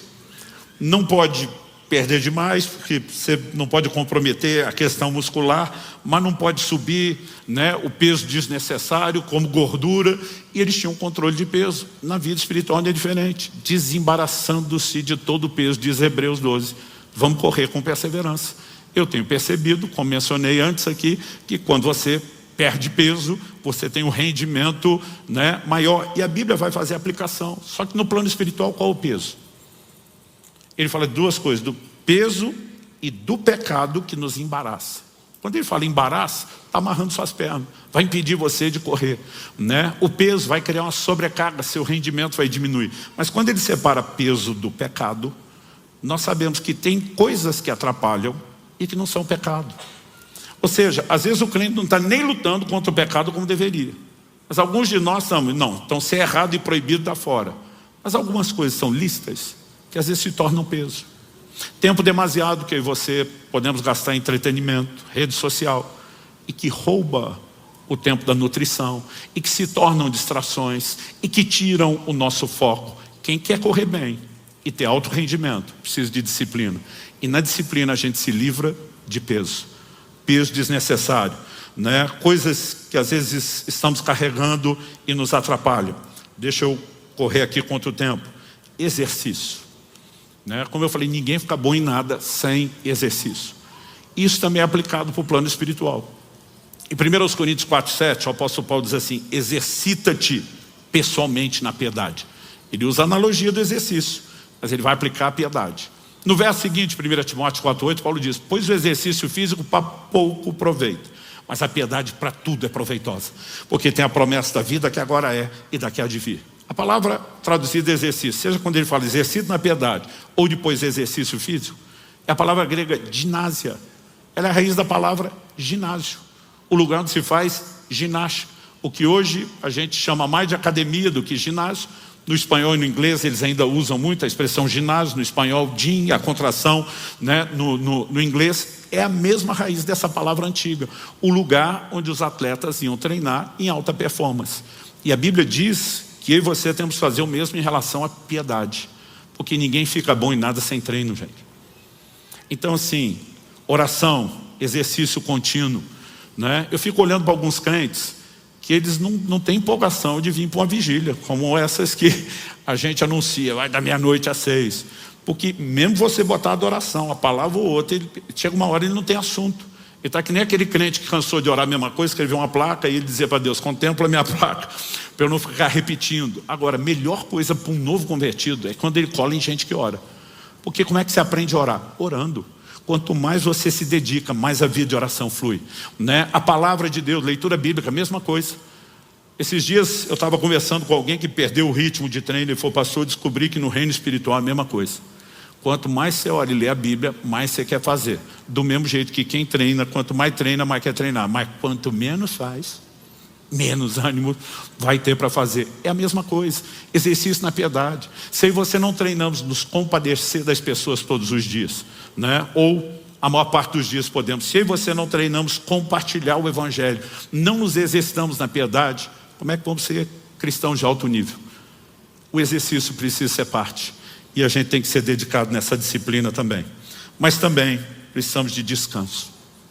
Quem treina sem descanso vai ter problema, né? Nem todo nível de treinamento pode levar àquela sobrecarga que eles chamam de overtraining, mas abaixa o rendimento. E nós precisamos entender a importância de descanso.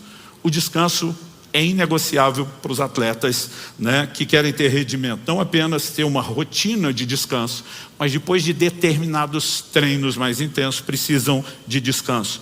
No plano espiritual, o descanso não é apresentado como uma pausa nos exercícios. Como se tipo assim, já orei muito essa semana, preciso de um dia de descanso. Já li muito a Bíblia, preciso de descanso. Falei muito de Jesus, preciso de descanso. Mas ele é incluído numa outra perspectiva. Em primeiro lugar, em Hebreus 4:3 a Bíblia diz: nós os que cremos entramos no descanso. Há um descanso da fé, que usa o paralelo de recuperar as forças, mas não necessariamente da pausa. Hebreus 12, verso 1, eu citei agora há pouco, fala de correr com perseverança a corrida da fé. Olha o que diz Hebreus 12:12, que está no contexto ainda. O texto sagrado diz assim: por isso levantem as mãos cansadas e fortaleçam os joelhos vacilantes. Eu comecei a prestar atenção nesse versículo um dia que eu estava vendo os corredores no final de uma maratona. Mesmo aqueles que não chegaram em primeiro, mas estava dando gás para terminar. A maioria chegava mais ou menos assim, ó, mãozinha abaixo e o joelho já para dentro, né? Mãos cansadas, chega uma hora que ele não consegue manter aquele movimento com a mão em cima e o joelho, ó. Aliás, tem uma tradução que usa a expressão joelhos trôpegos em vez de vacilante. O que você vê de gente caindo perto da linha de chegada porque o cara está no limite. Agora a Bíblia diz: fortaleça isso, mas não dá para parar de correr. Na corrida da fé, o descanso, ele vem acontecendo de forma paralela e simultânea enquanto você corre. Não é parar de correr. Olha o que diz Isaías 40, do verso 29 ao 31. Ele fortalece o cansado e multiplica as forças ao que não tem nenhum vigor. Os jovens se cansam e se fatigam, os moços de exaustos caem. Mas os que esperam no Senhor renovam as suas forças, sobem com asas como águias, correm e não se cansam, caminham e não se fatigam. Isso não deveria ser a temática de Carruagem de Fogo, deveria ser da minha e da sua vida. E se não tem minha idade, nem sabe o que eu estou falando. E tem gente que nem conhece o filme, mas tudo bem. O descanso pode ser vivido enquanto eu e você corremos a corrida da fé, mas nós precisamos dele. É aí que vamos lembrar da graça. A graça não significa que eu não me empenho, não esforce, mas nessa corrida não adianta apenas ter o meu e o seu esforço.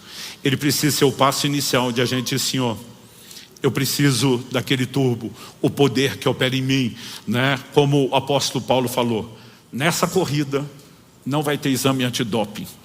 E nós podemos ter um combustível extra, que é a mão de Deus nos fortalecendo e nos capacitando para que essa corrida seja concluída e concluída de forma satisfatória. O nível de rendimento de todo atleta é diretamente proporcional ao seu nível de disciplina.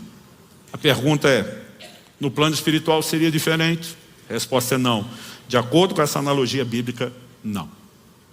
Mas depois de falar da importância do empenho, né, destacar aqui dedicação, depois de falar da necessidade de disciplina, essa vida espiritual regrada, eu quero em terceiro e último lugar chamar atenção para aquilo que é um combustível, né, que a gente pode dizer extra. O livro de Hebreus fala de alguns que da fraqueza tiraram forças. Eu às vezes fico admirado vendo cenas como essa de esporte, de alguém quando mira a linha de chegada, você fala assim: não tem mais nada no tanque, né? Esses dias vi um relaxar na chegada. Ele olha, o segundo lugar está longe, ele já diminui o ritmo, já entra num pique de celebração. O que ele não vê é que o cara ligou o turbo daqueles com nitroglicerina, né? E quando ele dá essa relaxada, ele está para dar 2 passos, o cara passa e ganha dele, né? Você fica perguntando, como que alguém tira esse combustível? Gente, para quem corre, esse exemplo fica mais fácil de entender, né? A linha de chegada, ela tem assim uma capacidade de impulsionamento a mais. E eu e você precisamos correr pelo prêmio, ou seja, foco no prêmio, foco na recompensa. Há uma linha de chegada, há uma recompensa para aqueles que a cruzam. E nós vimos que no início o apóstolo Paulo diz: corram de tal maneira que ganhem o prêmio. Porque é importante entender a importância do empenho, a necessidade de disciplina, nós já vimos. Mas a gente só vai conseguir manter isso com certo combustível. E essa questão de vislumbrar o prêmio, ela é significativa. Porque nos ensinos de Paulo, inclusive usando analogias da corrida, né, você tem pelo menos 2 exemplos que não podem ser ignorados. Ele fala da possibilidade de que essa corrida termine com fracasso. O outro, de que ela termine com sucesso. Em relação ao fracasso, Gálatas 2:2, Paulo diz: para não correr ou ter corrido em vão. Traduzindo, usando a linguagem dos nossos dias, é nadar e morrer na praia. É no final você dizer: não dei conta.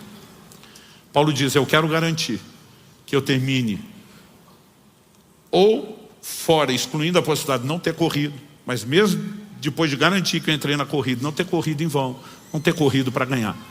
Mas ele também fala de sucesso. Filipenses 3:12, não que eu já tenha recebido isso, ou já tenha obtido a perfeição, mas prossigo para conquistar aquilo para o que também fui conquistado por Cristo Jesus. Cristo nos conquistou para algo. Essa obra não está concluída. E Ele está dizendo: nós temos que prosseguir para conquistar aquilo para o qual fomos conquistados. O apóstolo Pedro define isso numa outra linguagem. Ele diz: para que alcanceis o fim da vossa fé, a salvação das vossas almas. Nós somos salvos pela fé, estamos num processo de desenvolvimento da salvação, mas tem uma conclusão nos aguardando. Esse é o objetivo final da fé, esse é o alvo final da fé. É por isso que Hebreus chama Jesus de o autor e consumador da fé. Ele é o autor porque inicia e nos coloca nessa corrida, mas ele é o consumador, porque ele está dizendo: você não pode dar fim nessa fé no meio, você não pode naufragar na fé, você precisa guardar a fé, quem termina sou eu. Então ele é o autor porque ele nos colocou dentro da corrida. Ele é aquele treinador que no ponto de saída está dizendo: vai, vai. Mas ele também é o consumador, porque ele está do lado de cada linha de chegada dizendo: vem, vem, eu estou te aguardando. E sabe, quando Paulo fala de prosseguir para alcançar isso, o verbo traduzido prossigo, na maioria das versões mais antigas você tem prossigo, é a palavra grega dioko. Ela significa fazer correr, correr prontamente a fim de capturar uma pessoa ou coisa, correr atrás, correr com determinação. Figuradamente, fala de alguém que numa corrida dispara em direção ao ponto de chegada. Era usado muitas vezes para falar de perseguir, de procurar ansiosamente ou de esforçar-se com todo o empenho para adquirir. Então, o que Paulo estava dizendo não é apenas prossigo, ele está dizendo: eu corro para conquistar, eu corro para levar o prêmio, eu corro para cruzar a linha de chegada. É por isso que outras traduções da Bíblia, como a nova tradução da linguagem de hoje, a versão fácil de ler, traduzir essa expressão em vez de prossigo: continua a correr para conquistar o prêmio. Se mantivermos o foco no prêmio, sem negligenciar o empenho e a disciplina, nós cruzaremos a linha de chegada como vencedores. Eu vou falar de novo, porque você está esperando a segunda vez para manifestar empolgação. Se eu e você corremos, entendendo a importância do empenho, a necessidade de disciplina, com o foco na linha de chegada, nós vamos terminar como vencedores. Amém. Porque é lá que está o prêmio, gente, além da linha de chegada. Aliás, citei Filipenses 3,12, quando ele diz prossigo. Vamos ler do 12 ao 14. Ele diz: não estou dizendo que já obtive tudo isso. Vou ler na NVT agora, nova versão transformadora. Não estou dizendo que já obtive tudo isso, que já alcancei a perfeição, mas prossigo, lembrando que prossigo é corro, a fim de conquistar essa perfeição para a qual Cristo Jesus me conquistou. Não, irmãos, não alcancei, mas concentro todos os meus esforços nisso, esquecendo-me do passado e olhando para o que está adiante. Prossigo, ou traduzindo, corro, prossigo para o final da corrida, a fim de receber o prêmio celestial para o qual Deus nos chama em Cristo Jesus. Prossigo para o alvo, para o prêmio da soberana vocação. Você sabe o que significa essa palavra traduzida prêmio? Prêmio. Às vezes a gente quer um significado diferente. Essa palavra traduzida prêmio, ela significa o prêmio dado ao ganhador dos jogos. Passou a ser usado para falar de outras formas de recompensa, mas hoje poderia ser prossigo para o troféu, prossigo para a medalha. Estava falando daquilo que a pessoa na competição ganharia, ao final. E essa analogia de novo é usada aqui. Então o que Paulo está dizendo é: não se prenda aos erros do passado, nem às limitações do presente. Foque em terminar a corrida, dê o melhor de si, sabendo que você vai poder usar a graça de Deus. Faça a sua parte. E se Paulo num certo momento da caminhada está dizendo: gente, eu não cheguei lá, uma das últimas epístolas que ele escreve, onde ele já está com a revelação de Deus, que ele vai morrer pelo Evangelho, e diz: estou pronto para ser oferecido como oferta de libação. Paulo diz em 2 Coríntios, capítulo 4, verso 7, combati o bom combate. Lembrando que a palavra combate, agonizomai, competição de alto nível. Completei a carreira. A palavra aqui traduzida carreira é curso. E ela era usada para quem corria no estádio. Então, em vez de combati o bom combate, você pode dizer: corri a boa carreira. A boa corrida. Completei a carreira. Cheguei na linha de chegada. E guardei ou mantive a fé. Aliás, foi exatamente assim que a versão fácil de ler traduziu esse texto. 2 Timóteo 4,7. Em vez de combati o bom combate, completei a carreira, guardei a fé, traduziu assim: participei do torneio de honra, completei a corrida, mantive a fé. E Paulo está dizendo: os atletas se empenham pela coroa corruptível. os louros da vitória, aquela coroa de folhas, iria secar e desaparecer em poucos dias. Ele diz, nós estamos de olho numa coroa incorruptível. E o que significa essa coroa incorruptível? Ela recebe, além desse adjetivo, coroa incorruptível, ela é mencionada pelo próprio Paulo. Se você parar para pensar, coroa significa a recompensa final. Ela é mencionada por Paulo como a coroa da justiça. Ela é mencionada por Tiago na sua epístola como coroa da vida. E é mencionada pelo apóstolo Pedro na sua primeira epístola como coroa da glória. São adjetivos diferentes para nos ajudar a mensurar essa recompensa. Mas quando Paulo fala da coroa da justiça, ele fala na sequência. Primeiro ele diz, combati o bom combate, encerrei a carreira, guardei a fé, ou como lemos, né, participei do torneio de honra, completei a corrida, mantive a fé. Aí diz assim, desde agora, porque eu completei, me está guardada a coroa da justiça que o Senhor reto juiz me dará naquele dia, e não somente a mim, mas a todos os que amam a sua vinda. A coroa é a recompensa de quem correu até a linha de chegada. E eu e você precisamos correr com determinação para o alvo. Tiago capítulo 1, verso 12. Bem-aventurado é aquele que suporta com perseverança a aprovação, porque depois de ter sido aprovado, receberá a coroa da vida, a qual o Senhor prometeu aos que o amam. E 1 de Pedro capítulo 5, verso 4. Quando o Supremo Pastor se manifestar, vocês receberão a coroa da glória que nunca perde o seu brilho. Eu tenho corrido a minha corrida da fé, de olho no alvo e de olho no prêmio que está lá na linha de chegada. O que eu mais sonho é o dia que eu vou cruzar essa linha de chegada e encontrar o rosto sorridente de Jesus dizendo, servo bom e fiel, entra, entra. Você não nadou para morrer na praia, você correu para ganhar, você chegou lá. Então, eu concluo chamando você a entender, corra a corrida da fé para vencer. Não estamos competindo com outros, mas com a nossa carne, com um peso, né, que tenta nos embaraçar, e nós temos que correr para ganhar. E lembrar das promessas de Jesus. Eu quero encerrar tentando te trazer um pouquinho da consciência de 8 declarações feitas por Jesus no último livro da Bíblia, o livro do Apocalipse ou da Revelação.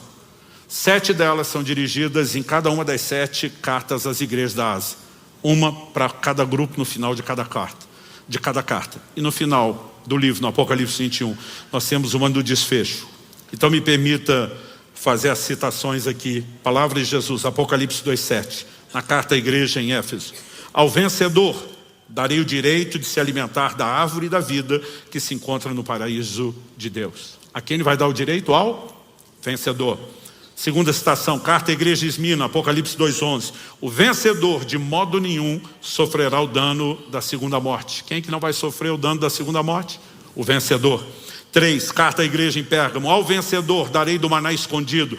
Também lhe darei uma pedrinha branca, e sobre essa pedrinha um novo nome escrito, o qual ninguém conhece, exceto aquele que o recebe. Ao vencedor.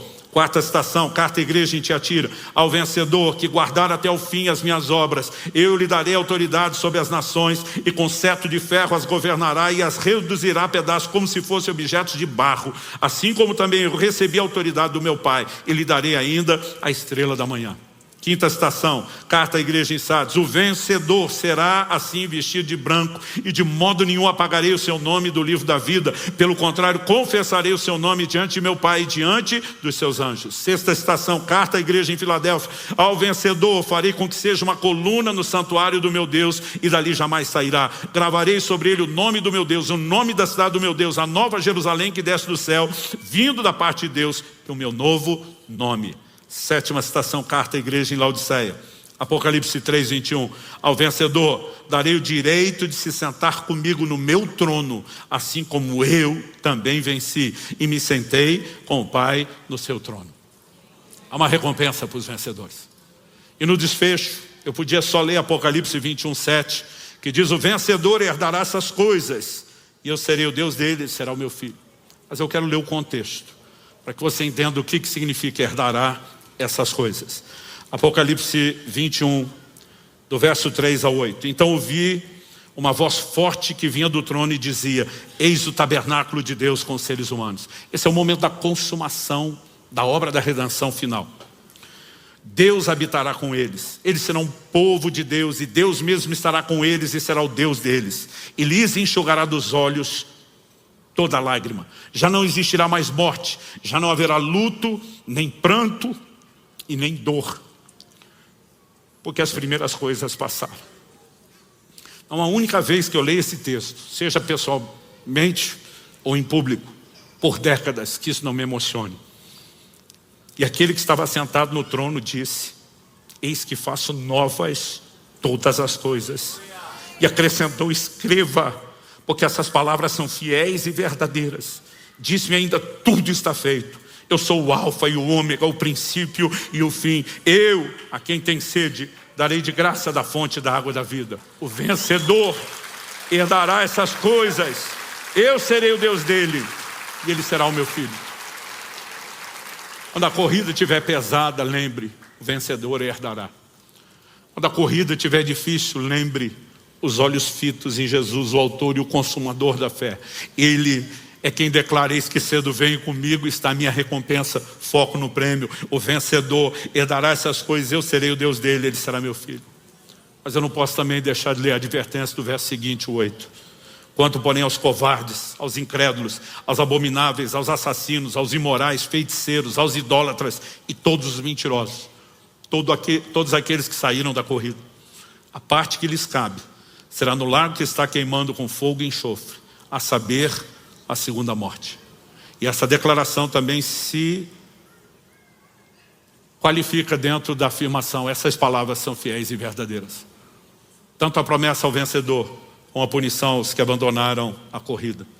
E que diante disso, a gente possa sair daqui com algo prático em mente, em relação a essa corrida da fé. Que você se lembre da importância do empenho, da necessidade de disciplina e da importância também, do quão vital é manter o foco no prêmio. Porque naquele dia, nós vamos poder dizer como Paulo em Gálatas 2:2, que decidimos, garantimos não correr ou não ter corrido em vão. E quando nós cruzarmos essa linha de chegada, cada fibra do nosso ser vai estar gritando: valeu a pena. Valeu a pena. Há muita coisa na eternidade em jogo. E às vezes pequenas distrações estão nos roubando de algo tão extraordinário. Que essa analogia de alguma forma possa ser um instrumento de Deus para despertar a mim e a você. Eu quero que você fique em pé para nós orarmos.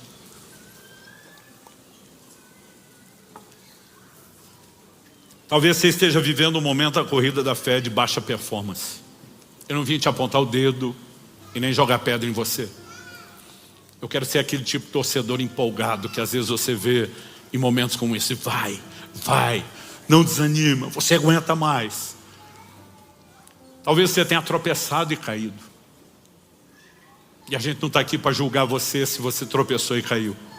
Mas a gente está aqui para te dizer: levante, volte à corrida, não desista. Pastor, tarde demais, eu já desisti, já estou sentado na sarjeta há um tempo. Nós estamos aqui para dizer: volta a correr, levanta. Os antigos diziam: sacode a poeira e bora correr. Porque o que nos aguarda é precioso demais. O que nos aguarda não justifica a falta de empenho, não justifica a ausência de disciplina. Nós precisamos ser movidos por esse foco da recompensa. Sabemos que Deus pode abençoar muito nossa vida nessa passagem terrena. Mas o apóstolo Paulo escreve aos Coríntios e disse: é só para essa vida que esperamos em Cristo. Nós somos de todos os homens os mais dignos de lástima, infelizes. Porque qualquer coisa que ele faça aqui ainda é uma recompensa, uma coroa perecível. Isso passa. O que realmente precisa nos empolgar é o que está do lado de lá, depois dessa linha de chegada. E não é apenas o sorriso do Senhor, é a recompensa de uma eternidade com Ele. Ao vencedor, ao vencedor, ao vencedor, ao vencedor, ao vencedor. Por que repetir tanto isso? Ao vencedor, ao vencedor, ao vencedor. Ele quer que a gente tenha não apenas informação, isso já está na categoria ênfase. Corra para vencer, corra pelo prêmio. Eu quero orar com você. Alguns de vocês estão cansados na corrida. Pastor, nesse momento a performance está baixa porque o joelho está trôpego, as mãos estão desfalecendo. Nós vamos clamar para que Deus traga uma nitroglicerina espiritual, um santo turbo dentro de você. Pastor, eu estou perdendo o foco. Nós vamos orar para que isso seja avivado em você. Eu sinto muito forte no meu espírito que Deus não quer que a gente saia daqui só com informação. Ela já seria muito proveitosa, mas a semana toda orando por esse tempo, orando por cada culto, orando por cada reunião, por cada pessoa que tivesse no auditório, eu tinha uma certeza de que o Espírito Santo iria impartir, colocar algo dentro de nós. Eu quero que você ore com fé. Talvez seja a hora de avaliar como está o seu empenho. Talvez seja a hora de avaliar como está o seu nível de disciplina, se é que é algum. E talvez seja a hora de avaliar se você está com o foco onde deveria estar.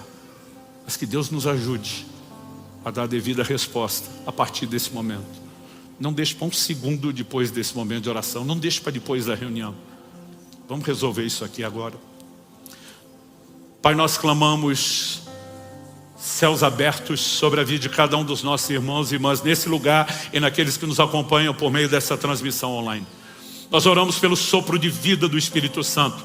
Nós oramos por esse santo e poderoso combustível sobrenatural para corrermos a corrida da fé, ó Deus, de modo como nunca fizemos. Oramos muito mais do que uma capacidade de autodeterminação para o empenho. Oramos que seja uma combinação, ó Deus, ao mesmo tempo, onde colocamos o melhor de nós, de reconhecimento que isso não é suficiente, de dependência do Senhor, ó Deus, de uma interação com a manifestação da Tua graça. Que possamos, como Paulo, dizer, é para isso que eu me empenho, eu me esforço o mais possível, sem excluir a declaração que vem na sequência, segundo o poder de Cristo que opera eficazmente em mim.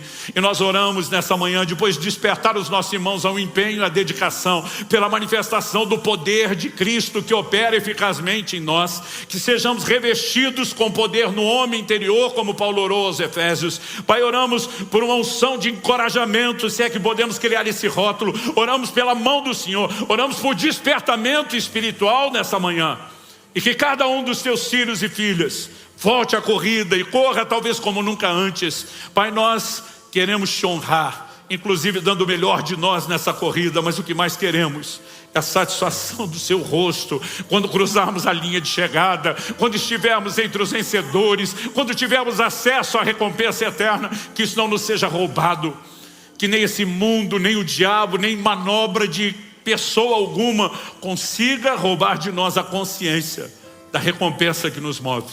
Nós oramos em nome de Jesus, em nome de Jesus, e para a glória de Deus. Se você crê e concorda, diga amém. Você recebe essa palavra e diga: eu recebo em nome de Jesus.